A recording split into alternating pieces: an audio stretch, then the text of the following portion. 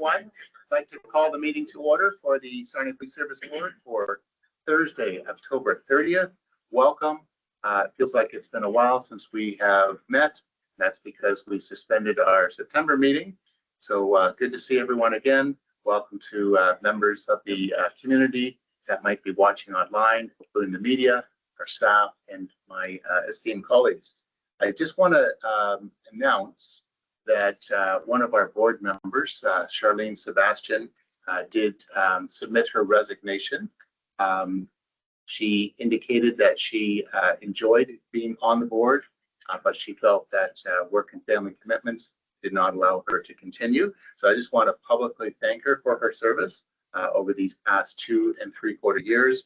And I have asked the city clerk to initiate the process by which the community representative of City Council might be replaced in due time. So thank you, Charlene. If you're watching, we appreciate your work. And then I'd like to read our land acknowledgement. We acknowledge that this land on which the Sarnia Police Service operates is part of the ancestral land of the Chippewa, Ottawa, and Potawatomi peoples, referred to collectively as the Anishinaabe. It is through the connection of the Anishinaabe with the spirits of the land, water, and air that we recognize their unique cultures, traditions, and values. Together, as treaty people, we have a shared responsibility to act with respect for the environment that sustains all life, protecting the future for those generations to come. That brings us to item 3. I'll look for any declarations of conflict of interest from the board. Seeing none, we'll move to item 4. Look for a motion to approve the agenda this morning. So board member Ash moves, board member Gillis seconds. Any questions or concerns? All those in favor? And that's approved. And then I'll look for a motion to approve the minutes of our meeting from August 28th. Board member Ash moves, board member McRoberts seconds. Any questions or concerns about the minutes? Seeing none, all those in favor? And that's approved. And then that brings us to our monthly operation update, and I'll look to our deputy chiefs for that. Thank you, sir. Not a whole lot to offer outside of what we typically release in our media releases, given the fact that we are very public with what's going on operationally. I use the this board report to just highlight a couple of things that have taken place over the course of the last couple of months that are not seen in the media. And the first one is the receipt of the Optic Award of Excellence in Law Enforcement Technology and Information. So every year, services part of the Optic group of services are invited to submit an application for this award. And Sarnia Police received the award this year for our job numbers project. And what that entails, and very briefly, is it begins with our communicators who generate a specific number in our software, and then the officers input information into it, which enables us to quantify a lot of the specialty units within our organization. And part of that, you've seen as the board the results of. So when our K9 came in and did its presentation and was able to submit their workload essentially to you, it's using that, as well as our emergency response team is a heavy user of our job numbers tool, and we're able to do a presentation for you as well as to support our ask for additional funding for them throughout this year and their transition into becoming a technical team. So of the numerous agencies that are part of that, I was fortunate enough to be present to receive the award last month. And the other thing that's highlighted in here is a joint training exercise that took place at the Sarnia Airport. This was spearheaded by the Sarnia Police Service. Acting Sergeant Dave Ferrer of our Emergency Response Unit was the primary coordinator for the entirety of this. It's a requirement of Transport Canada for our airport to run one of these scenarios every few years. But given our level of expertise and our involvement, we took over essentially the whole facilitation of it, which brought together fire, EMS, and police, as well as the airport, in order to ensure that they met their criteria to remain operational under Transport Canada. So a massive event and a huge success, and a very rare opportunity for us to train with our partner agencies. And there's one other thing I'd like to add that isn't contained in this report was the presence of the Sarnia Police Service at the Brigden Fair this year. So we used that as an opportunity for recruitment and education. So we set up a booth on the Saturday and interacted with the community to show them what Sarnia Police offers and to encourage people to apply. We had our emergency response team out there, and they took a lot of the tools that they use, which brought the people into the table, and then we engaged them in conversations. We had our outreach officer, Nick McLean, there as well, and a communicator. So we were able to speak to a lot of people in the hopes that be aware of what we offer as an employer of choice here in Sarnia. So subject to any questions, that's the update. Okay, thank you, Deputy Chief. Start with Board Member Gillis. Just a couple of statements, actually. Congratulations on receiving this award. It's I was looking through it, and it's amazing that you have been able to cobble together with no new monies, but just utilizing what you've had. And I've seen that in the time that I've been on this police services board, which is coming up to a year now. I've seen the way that you do that. You utilize what you have in order to create something new, or you streamline, or you do whatever it takes in order to stay within the confines of the budget, not asking for new monies at this time or in the previous budget. But you've gone ahead and found a way, and in so doing, not only are you getting recognition across, I think this was across Ontario, but across Canada as well. This one was Ontario. But even so, now you've got more people calling you saying, what are you doing in Sarnia? We want to do that, which is amazing to me. So congratulations on that. Congratulations as well, and in following up and talking about synergies, meeting with other of the emergency services, combining some training, some very important training. Particularly, I'm glad you were out at the airport because there are things that are going on there, which is showing the community that you can do more at the airport than what we've traditionally done. But I'm so glad to hear as well that you were at the Brigden Fall Fair because they had record numbers this year. And really good weather to bring the people in. So my question is, were you overwhelmed with people? Did you have a good spot? Through you, Mr. Chair. Initially, thank you very much for the comments about the job numbers. I'll just address that really quick and I'll answer your question about Brigden Fair. We're able to utilize the technology that's already implemented here. We have two extremely strong programs, one for our dispatch and one for our records management. And over the course of the last few years, we've actually uncovered more capabilities within those that are already existing. Unfortunately, they don't come with a manual. If they did, it would probably stack as high as the building. They're just exceptionally powerful tools. So when you reach outside our organization and speak with other agencies, you pick up little pieces here and there. And to your point, that's exactly what we're doing now, is that we have these agencies reaching out to us to go, how do we use this job numbers thing? It's case numbers or what have you. And we're able to actually spread this around the province. So, it just goes back to Sarnia is actually a source of information now. And to your point, we do receive calls from across the country for things that we are doing here. And from the Brigden Fair, it's actually, it's been a long time since I was personally out there. It took me about an hour to move 300 meters on the road out there. So I can relate that there was a ton of people. We actually had a great spot, part of the other emergency services that are out in the county with the fire and the OPP. And we had great interaction. There was a ton of it. I don't know why they don't do it on a more regular basis with the amount of people that were out there. So it was an exceptional event. Oh, great. Okay, Board Member McRoberts. Thank you. I would like to just reference the joint training exercise. How often do we want to do this? Because if something really did hit the fan, knowing where everybody's going to be and who's going to be doing what and who's leading is very important. But did anything happen during that you thought this really needs improvement? Like, did it shake out some of the faults? And you don't have to tell us what they were because obviously we don't want that to be public, but was there anything that you guys said, yeah, this is not good, we need to change that? Through Mr. Chair, I wasn't there to be able to bring that stuff back from the debriefs that I have been privy to and the conversations that happened. No, there was nothing that was glaring. One of the challenges that we face is the coordination. And it's even putting this event together and the months of preparation that happened with it, it was still almost some last minute availability of people. And when you're using, I can, like, the paramedics were able to apply dedicated resources to it. And we had our emergency response team there. But if there was to be a call for service, we would have to withdraw immediately and be removed from that. And the fire services faces that same dilemma. So those are the challenges that we were trying to navigate to ensure that a success of something like this. But it is critically important that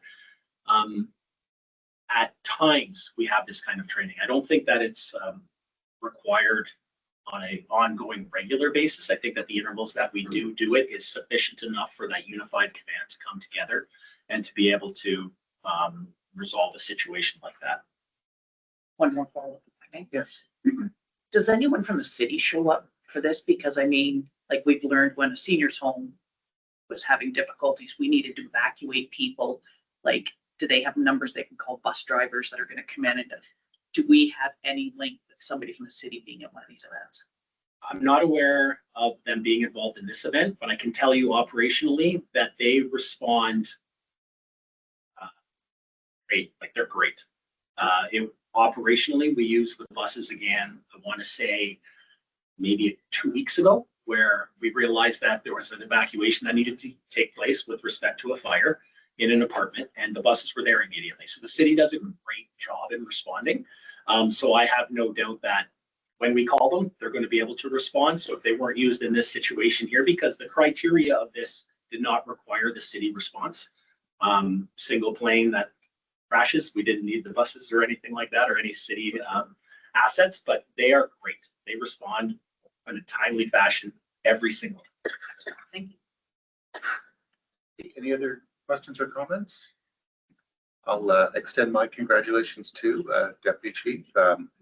Great to see that the Sarnia Police Service is being recognized for its great work, and that you know, in some areas we're showing some leadership across the province. So well done. Thank you. We'll move on to item 7, grant opportunities. This was actually a follow-up from our meeting in August, and Deputy Chief, I'll have you speak to that. Well, thanks, Mr. Chair. This is a request to just explore what might be available in terms of grant opportunities for border agencies. So ourselves, Cornwall, multiple police services, obviously police, the borders of the province of Ontario. There is not a lot specific to that category. So I've included some links in the report. A lot of the focus at the federal and provincial level is on the federal and provincial level agencies, OPP, RCMP, as would be expected. Not a lot for municipal department in terms of grant funding. So I've included the links there. There's not any border dedicated grant that I could find. I would also note that we did reach out through our policing networks to all the other agencies in Ontario of similar sizes, and they also are unable to provide any direct grant funding as a border city. Now, the province does offer a number of policing grants, just not tied to the border itself. So that's a report submitted for the board's knowledge. Yes, thank you. And I can add as well, I have had previous conversations with the ministry, and the ministry doesn't directly fund police services. The funding model is that the ministry, the government funds the municipalities, then the municipalities fund the police services. And within that scope of funding, I understand that there is a range of funds that can be used for infrastructure and other types of spending expenditures. So the report aligns with sort of what I've heard as well, that it's not as though we can go to the ministry and say, hey, we need this amount of money for this project. It doesn't quite work that way. So any other follow-up or questions on this? If I may, Board Member yes, Gillis. this was my motion. Thank you very much for doing the report. I think we should really, though, keep an eye on the November 4th federal budget. Prime Minister has been, as you know, beating up the RCMP tremendously. So I think from a collective perspective, and I was hoping we would have done this by our national organization that we belong to, is to come together as a lobby group and lobby the federal government on this very issue, because border security is not going to go away. This is going to get to take on a higher priority, in my humble opinion. And I think I'd rather be prepared for that, and instead of catching up to it. So I think what I will do is not at this meeting, obviously, but at our next meeting, I think I'll put together some sort of motion.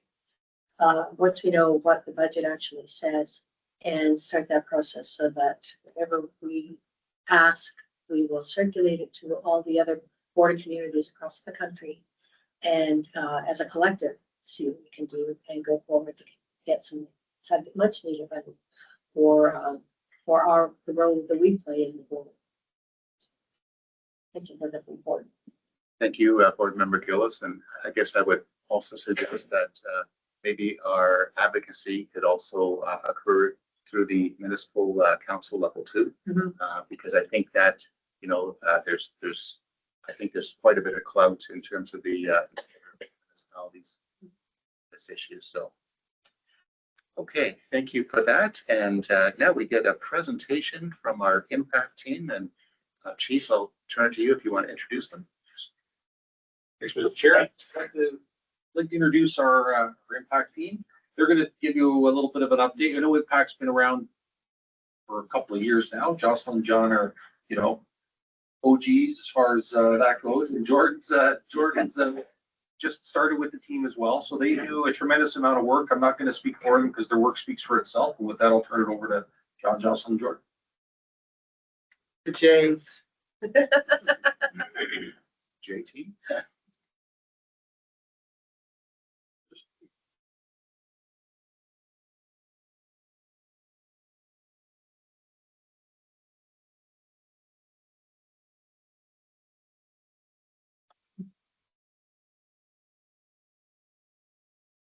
Well, I'm gonna start off.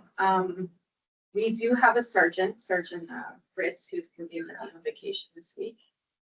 So we were left to do this presentation. We were asked to put something together last week, and we were happy to do so. We had it done pretty quickly. Probably because we're excited about the work that we do. So, as the chief said, I'm Jocelyn on Jordan. Sir Jocelyn, you might have to yell a bit just so the mic catches you. So our team, right now we have 3 people.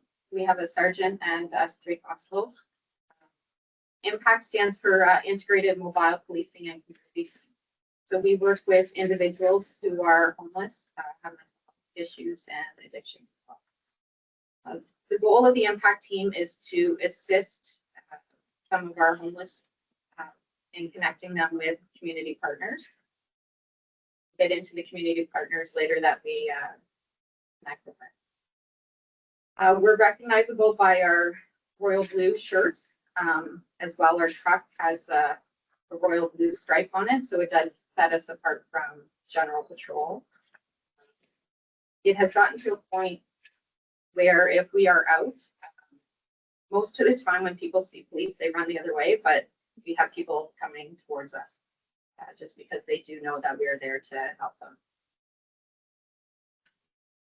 So a lot of what we do is analytics driven and proactive patrol driven.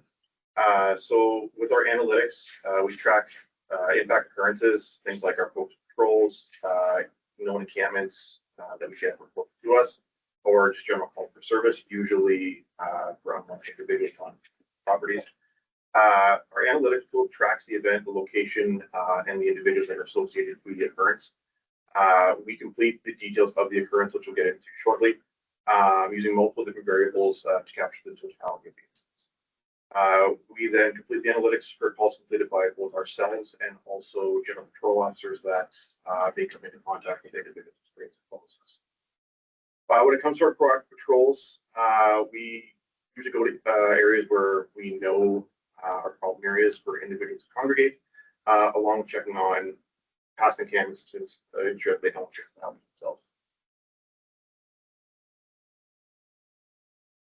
So this is what our analytics tool looks like.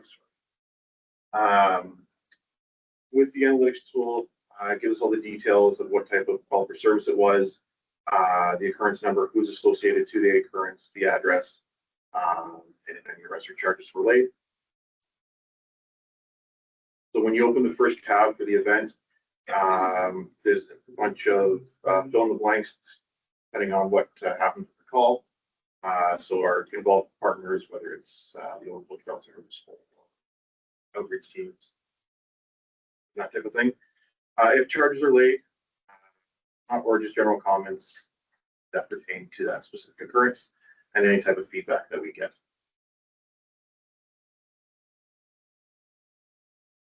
So the next step for the location will identify the address of the occurrence, whether it's a camp that's can't be cleared, or if it's a vacant building. We're also able to identify whether or not it's private property or city property.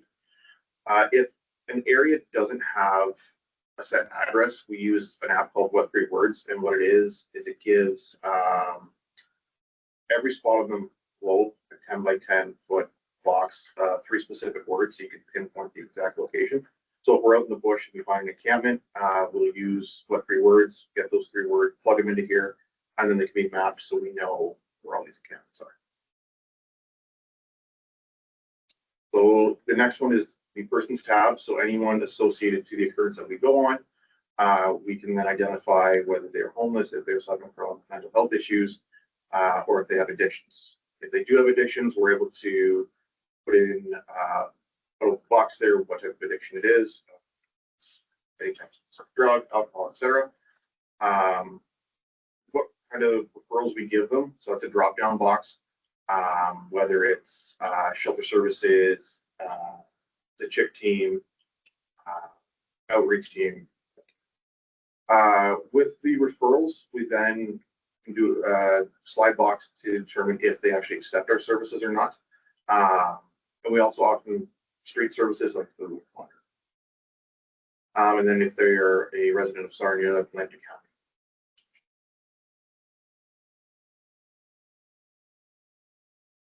So some of our stats from last year compared to this year. Last year, there were 2,208 total events that Impact was involved in. 214 referrals, 60 of which were accepted, 127 shelter services offered, and 17 accepted. By comparison, this year, we're at 3rd of October, so 2,180 total events, 124 referrals, 57 accepted, 63 shelter services offered, and Would you? Yeah, accept Can we your pause you questions? right now? So we still have 3 months and the weather's gonna start to change. Sorry, through the chair.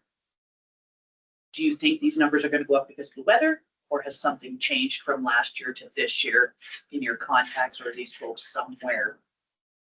So Rainbow Park was in existence last year, 2024, and that was a lot of people in a condensed area. So our referrals may be higher as a result of that.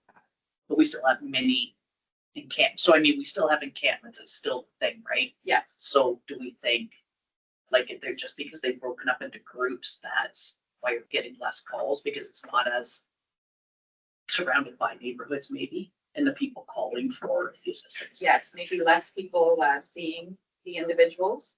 Some of the encampments we've found recently, and Jordan and John just found another one yesterday, are out in the middle of a bush that there's no foot traffic. Like, it takes us quite a while to get into there, and it's not easy to get into these places, but we're only locating them because we're out on foot looking for them. And we're, if I can, there's still the same number. If that number has really grown by a lot, but it certainly has not shrunk. Right. So They we're just 300 just some. burst. Okay, thanks. If I may, since we're sort of having some questions about this. So last year, the number of, I'm looking at the number of referrals offered versus the number of referrals accepted.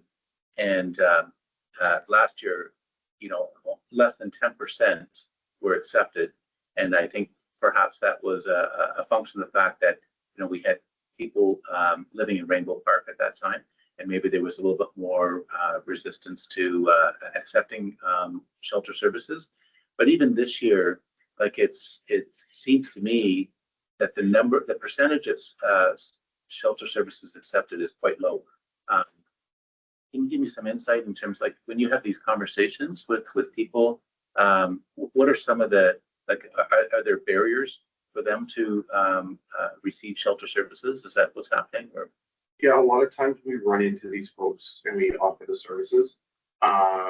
We have a slide on this, some of our challenges that we encounter later, but like a common theme I think we all find is if we offer a shelter service, they don't want to go, whether they're trying to get clean up from drugs themselves.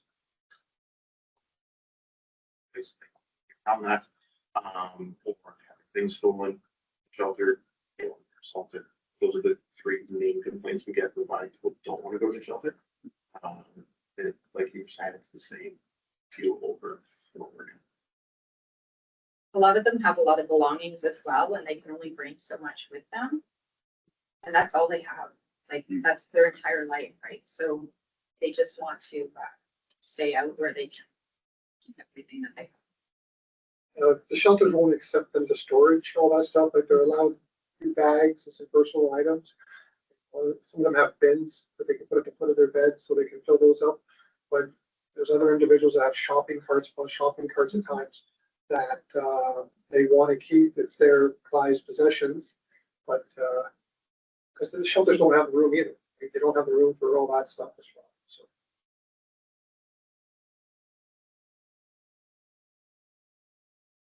So there's a few more stats for a visual. Again, a lot of the occurrence types that we deal with are unwanted person calls. So individuals, and then the referrals are right there, breaks down the referrals offered and then whether they were accepted.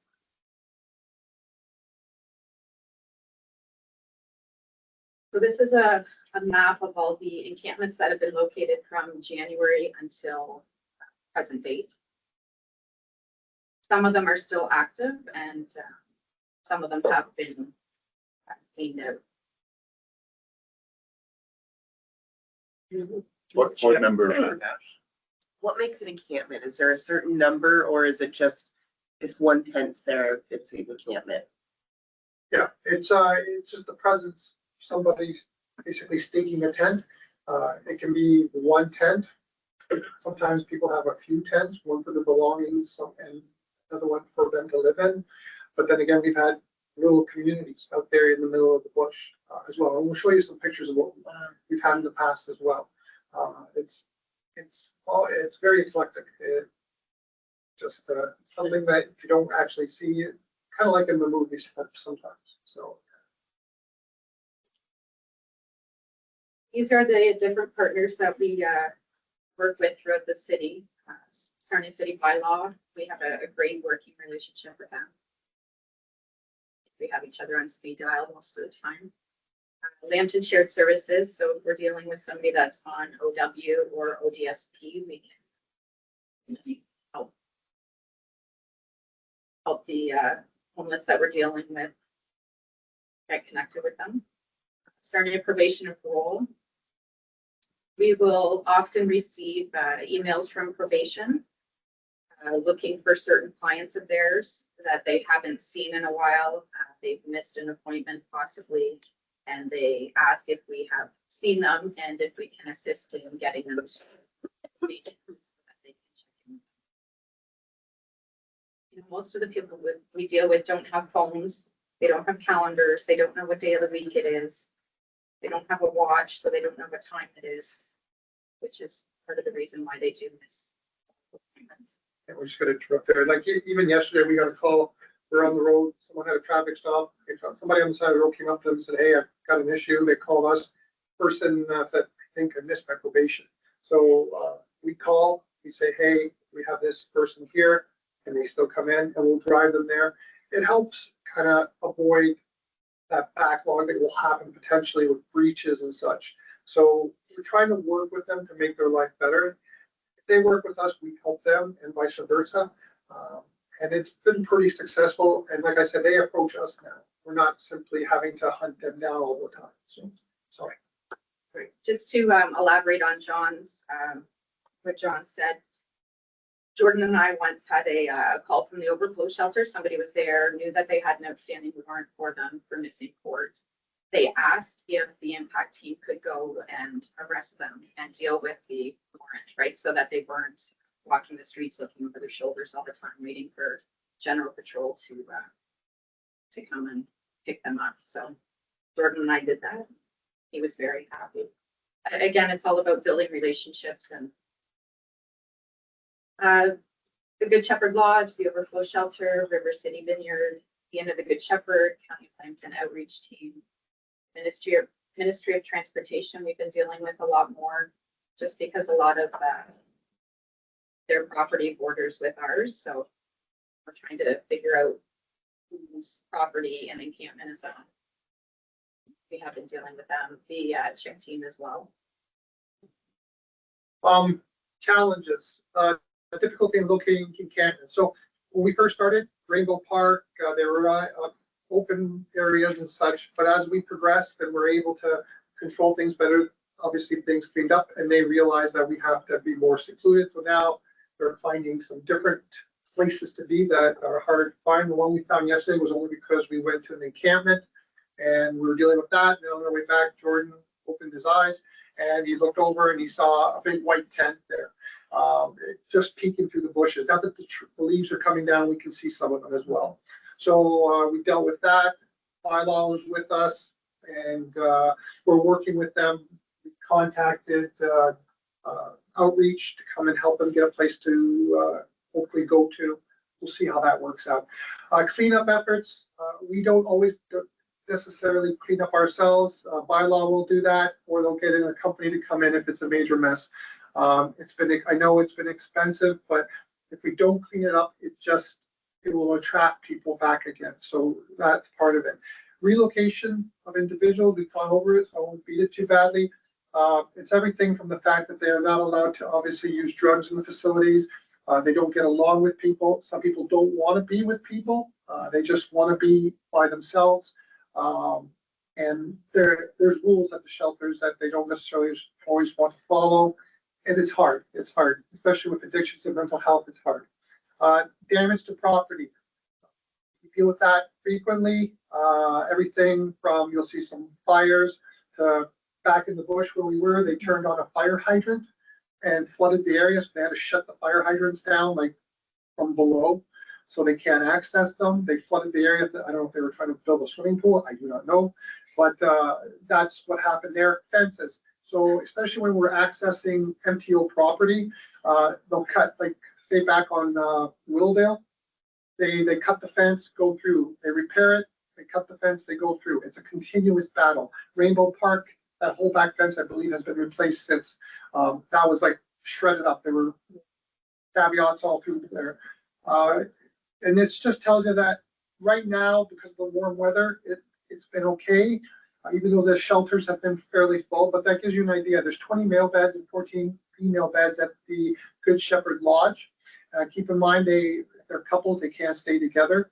They still have to be separated. And there's 6 family beds. But again, that doesn't always work out.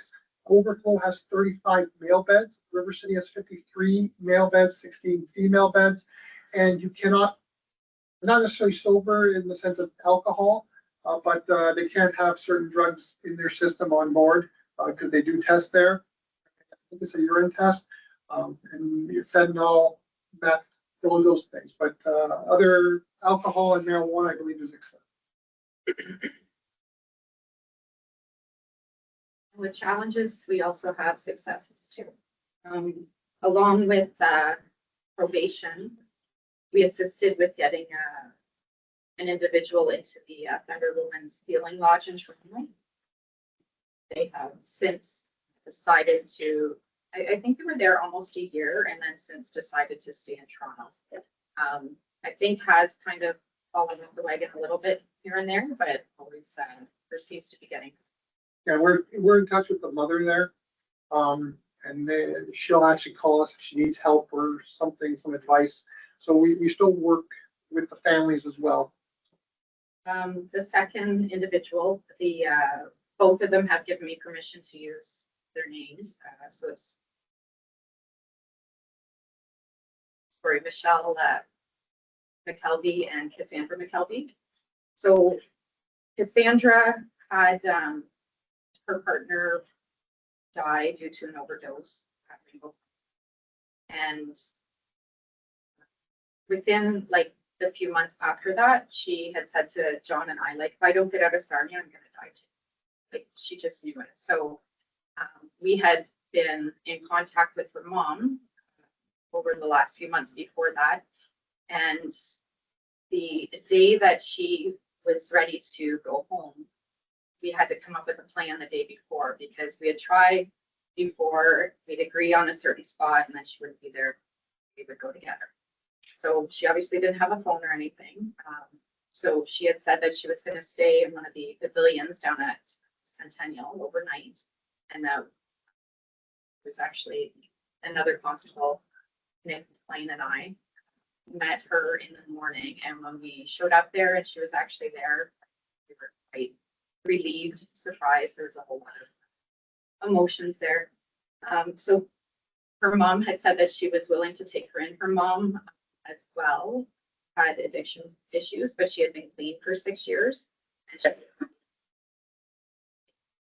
so we drove her to Oshawa, and we have kept in contact with her mom since, and that was last, I believe it was June 2024. And Cassandra's been clean since. She's doing really, really well, and reestablished the relationship, and she's doing great. Mom does send us messages here and there. We FaceTimed with her before to talk to Cassandra as well, and we get pictures. It's good to see. This next individual we had dealt with quite a bit. They had always established quite the encampment. Very elaborate. Very good at what they did, setting it up. But again, his father was willing to take him in. John and I drove him down to LaSalle and walked him up to Dad's door. We stayed while Dad pretty much read him the riot act and gave him the ground rules. And we haven't heard from him since. So we're hoping that he's still doing well. This next individual we returned to, or brought her to St. Catharines to reside with a friend who was willing to take her in. And then this last family, it was an entire family pretty much. They started in Rainbow Park. From there, they went to a motel kind of individually, and now they're actually all living together in housing. So they're doing really well as well. So here are the encampments that we dealt with. Initially, when we started off, top corner over here to, I guess, my left, that's at the Victoria Park, right at the library there. That's where we started off with most of our problems. So we started obviously trying to get people to find other places to go. Well, guess what they found? They found Rainbow Park. That's where they evolved to. I believe that was the very first tent at Rainbow Park there behind that pump house building. And then right beside that, you can see the lineup of tents along the back fence line there that it grew into. So it was a challenge, obviously, but it worked out. It was a long time. I think it took us over a year to deal with it in the best way we could possibly deal with it, to be fair to everybody. I know it was painful and long, but I think we evolved a lot. We missed a lot of problems that we could have had. Again, these are some of the encampments we see. This individual here, this is just one example of what he leaves behind every time he sets something up. Is that bottom left-hand corner mess? Yes. One person? One person. That's one person. That's what he does. It's like a nuclear bomb going off every time. I don't know how they do it, but and there's another site right now. What's that called? Maybe we're in there. Glen Abbey. There's one back in the bush right there that's similar to that. So the last two are behind Bethel Pentecostal Church. They have since been torn down and cleaned up a long time ago. But that's what we had. They had like literally little towns. It looks like a frontier town. Yeah, exactly. like you would see, gold miners build really quickly type of thing, same idea. They work to some degree as a community, but they also have their problems. They're stealing, there's theft amongst themselves. There's always issues that they're contending with, and then unfortunately we have to contend with. Next. That individual that Jocelyn had mentioned, the one that went to LaSalle, that's his little encampment. I don't know if you recall, but there was a fire that bellowed out behind PetSmart there. Unfortunately, now that the winter's coming, they need to find warmth. And unfortunately, they also tend to burn things inside their tents, which are made of plastic, which tend to burn very easily. So this is the shredded tents. You can see how they've melted down. Sorry, the pictures aren't bigger, but that's what happens. This is beside the library, that alcove there. Someone had set a fire. This is now a couple of years ago. Fortunately, knock on wood, we haven't had any problems there in a long time, but okay. And the cleanup. This is what the cleanup involves. Again, Rainbow Park, you can see all the garbage and such. Over there, that's behind the Good Shepherd, the Divine Street School, empty lot now. Those bins, God knows how many of those bins we've been filled up. That's how bad it gets. Some of the stuff we find in the tents, it's pretty intense. There was one time we tore down a Rainbow Park, had a mountain of spent diapers. There was, we'll show you some more stuff. We'll tell you about more stuff after. Because see over here, we have a front loader. Some of the stuff is so well built that there's no way we're just taking it down simply. So we had to get a front loader in to actually tear it up and tear it down and move it along. Shopping carts, huge thing. City of Sarnia staff has been very helpful to us by coming out and cleaning up the garbage and when we asked them to. Again, the key was to keep it clean, keep it clean. If you let it grow, it will grow. So, okay, next. And finally, here's some of the problems we deal with. Weapons. Now, I don't know who had that other than Freddy Krueger, but we found that in a tent. It's basically two blades that wraps around your wrist, very easy to poke. We find knives, we find pickaxes, we find axes, we find all kinds of weapons. Some of it may be used for tools, but a lot of it is used for protection. It's only like yesterday we went to an encampment. There was a fillet knife, like 6-inch long fillet knife, just sitting there. So we don't know what we're going to get ourselves into when we show up there. It's always a concern, especially when you don't know the people and they don't know you. You don't know how they're going to react if they're under the influence. So you always have to be careful. The other thing, other than the human waste and needles, like I've been poked last year. Was it last year or this year? I don't know. I got poked, had to go through the whole process. It happens. It was fortunately, I think, maybe the second time in my career, but it happens. Cutting through the bush, mosquitoes, yeah, they're pretty bad. And then the other things we deal with, obviously, are ticks, bed bugs, and lice. They're very, fortunately, dominant out there. And then even just the access, like we're cutting through fields, we're cutting into bush that sometimes isn't well paved, or not paved, but cut. And then you have individuals like this officer here who doesn't have any balance, but you show him that. You got this, Jordan.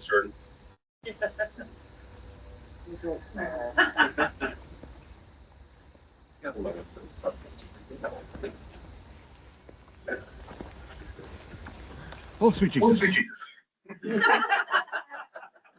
Anyway, you're pretty top heavy. That's it. This one, we had seen stuff on the other side of the creek, so we thought, I wonder what's over there, right? So we decided to walk carefully across those logs, and we did find an encampment over there, so I thought we went, but we came to realize later on that we can access it a different way by vehicle. So yeah, since then we've done that. But were the logs placed there by the people? They were. So that was a bridge they The built. gentleman behind, you can't really see him too well. He just flew across it. Like that was what he had set up to be able to get to the other side. So He's probably laughing at you. he did find it quite. Yeah.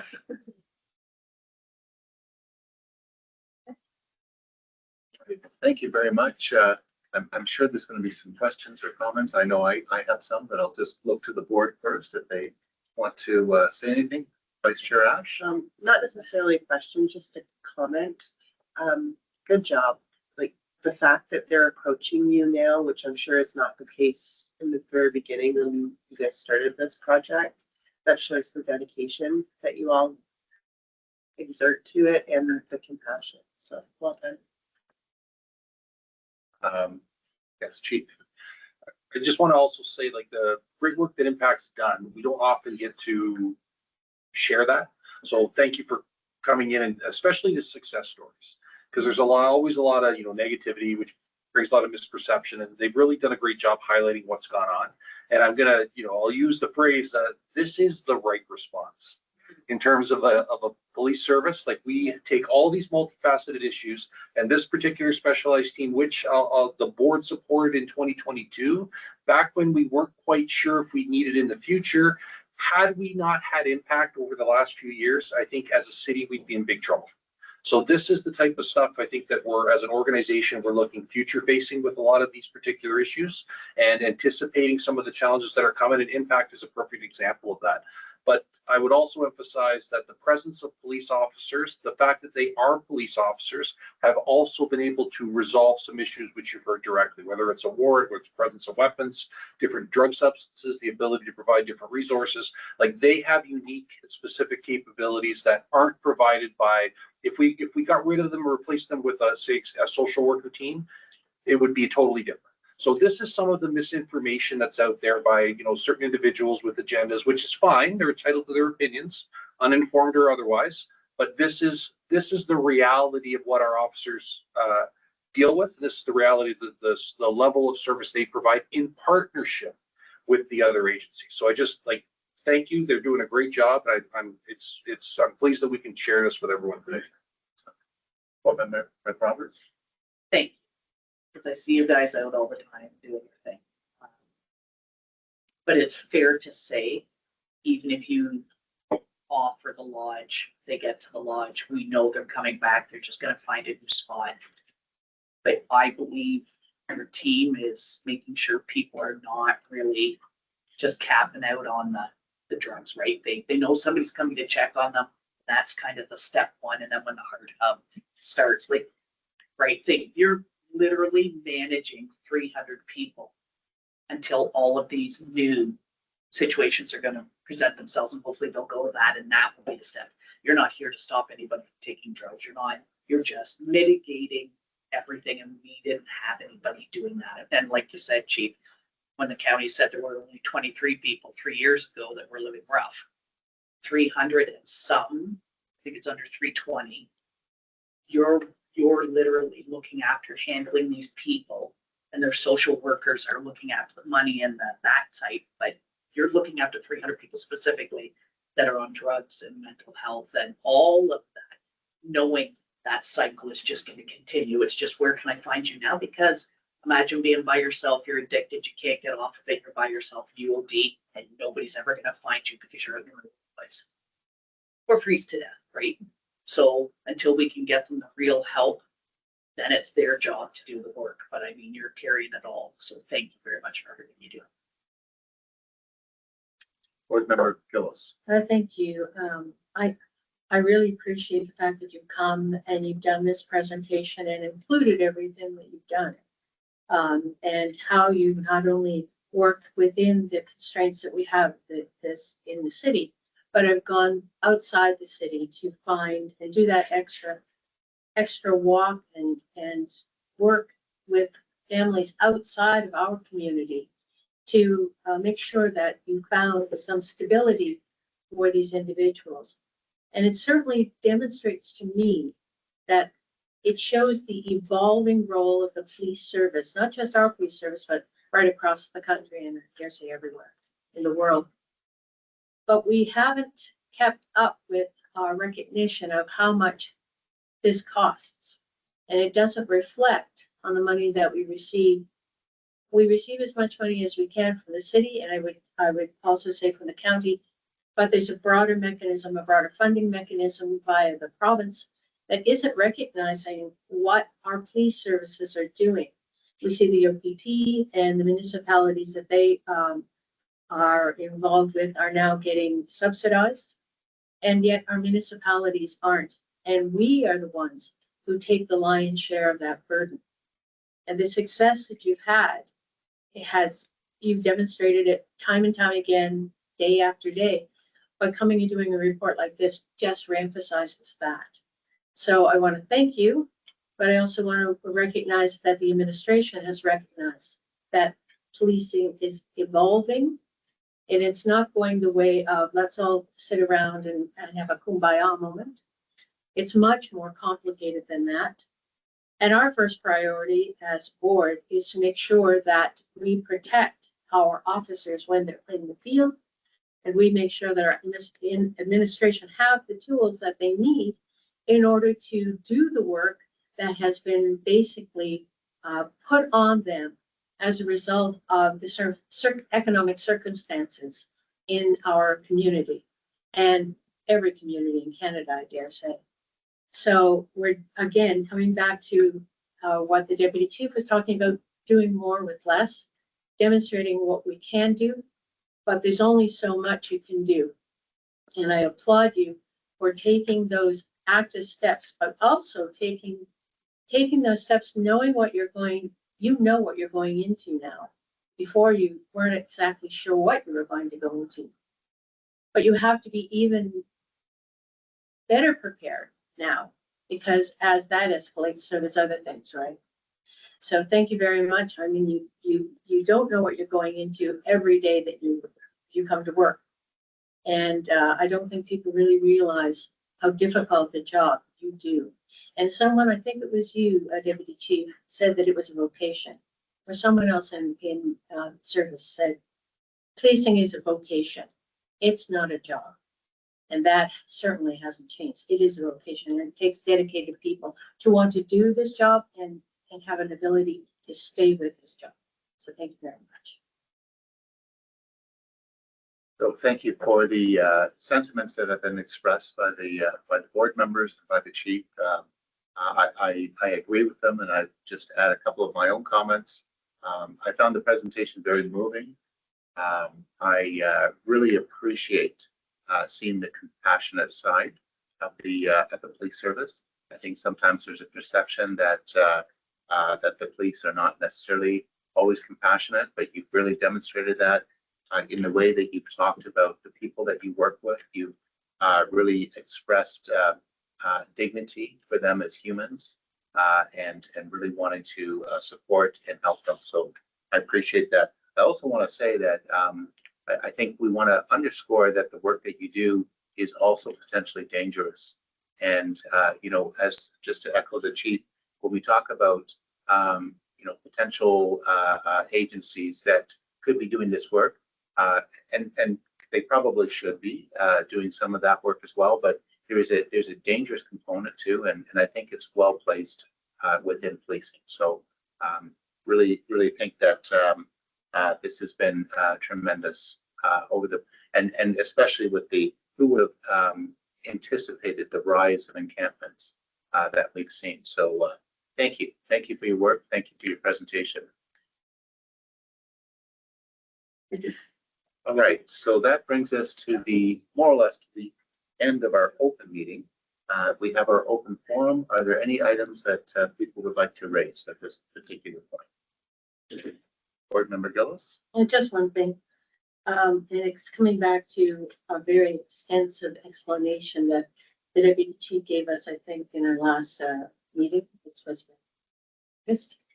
And it had to do with, it seems so mundane and off of what we're just talking about, but not road rage, but people souping up their cars and just wreaking havoc on people's peace of mind when they have the ability to have a relaxing afternoon or evening on their patio or in their homes, and they are bombarded with the cars that are souped up, like to do their racing, like to do their donuts and everything else, and impress all their buddies. But in the meantime, they're wreaking havoc on the neighborhood from a sound perspective. So you did a lot of explanation of why it's difficult for us to kind of get people or get legislation to modify people's engines so that they don't do that, or just our own common sense. when the boys will be boys type of thing. And we also had a report that came from the city as well, but it only isolated, the report was limiting because it only isolated, I think, a month of observation. And in a time when it's not actually happening. So I'm making reference to Canatera Park, but I'm also making references to other points around the city where the same incidences are occurring. So obviously, I would like to frame something that we could do that would be a proactive, but in those months where it really is a problem as opposed to the winter months. So late spring, during the month of summer, early autumn, or the beginning of autumn, right where we are right now. So I will be bringing that forward probably at the next meeting or the meeting after in the new year, so that and incorporate it perhaps into our strategic plan, because people did bring it up and want us to try to do something. It's not just our problem, but I think as a collective, and this is what we were talking about at council, as a collective, there should be things that we can do that we aren't doing, or perhaps impress again on other municipalities who are no doubt having the same problems. What we could do as a collective, maybe at AMO, to come up with some solution, because day to day, we're not solving the problem, but it's just getting worse and worse for some people, to the point that they're like, they don't know what to do, and have kind of lost faith in our perception of needs. So I just want to bring that back, and I'll do it later, but it's just everywhere. Thank you, Board Member Gillis, and Chief, if you want to respond. Thanks, Mr. Chair. Just in general, as issues arise in the community, like from an operations side, we need to always balance resources with our priorities. These are some of the general challenges we face. I respect the fact that some complainants in different issues are very politically astute, and they can make their particular issue highly visible. That doesn't diminish from our operations side the other individuals that are maybe not choosing that route, but have made other complaints. And we've seen some of that. So some of our challenges are, I'll just use a noise complaint. You're going to see a media release later today where a noise complaint resulted in a stabbing this week. So that's where our resources go. Now, that being said, if we could deal with all these issues with unlimited resources. But at the end of the day, we have to prioritize. And one of the challenges as chief and as an organization is, and I'm going to really, it's hard to articulate this as well, but we also have to maintain fairness in the complaint process. So as complaints come in, we weigh them on their merits, we assign priority on the merits. And just because an individual might have access to certain individuals in different positions in the community, or be able to access media, or some people may even own certain media pieces, like that doesn't make their voice right, and it doesn't change all the other people that don't have those resources. So we do balance. So I always appreciate the community concerns. As you know, we'll action everything we can to the extent we can, but if the expectation is we'll be able to get to everything, we won't. And I just don't want to create disappointment unnecessarily. But we will certainly do everything we can to deal with the issues, but sometimes we're just pulled in other directions. Okay, thank you. Board Member McGillis, or pardon me, Board Member McRoberts. I would just like to make a Sorry, my comment apologies. following the chief's comments. I read on the pages about police. Oh, they're just driving by. Why didn't they come to my, trespassing level? You're on the way to another call, and not every call requires the lights to be on. And when the police are sitting side by side, they may have just come from a call and they're talking about, what did you see, and just kind of bouncing it back and forth so that they get. Not all the time are they just cruising the city. I'd just like that to be, for whoever the two people that are going to watch this, please spread that news around, because you are entitled to a break and you are doing the best you can, and it is by priority. And I'm not saying that noise complaints are any less than the usual calls, but you are here for the priorities. And if someone's going to be hurt over noise, you're going to take the hurt every time. Vice Chair Ash. Just to follow up with Board Member McRoberts. It's Gil's. I mean, both you and I have done several ride-alongs, and very seldom are they just cruising the streets. Like, it's literally 1, 2, 3. It's constant calls. It's eating their meals in their cars because they don't have time for breaks. So I mean, I would have liked a ride along where we were just cruising around and talking to people. It doesn't happen.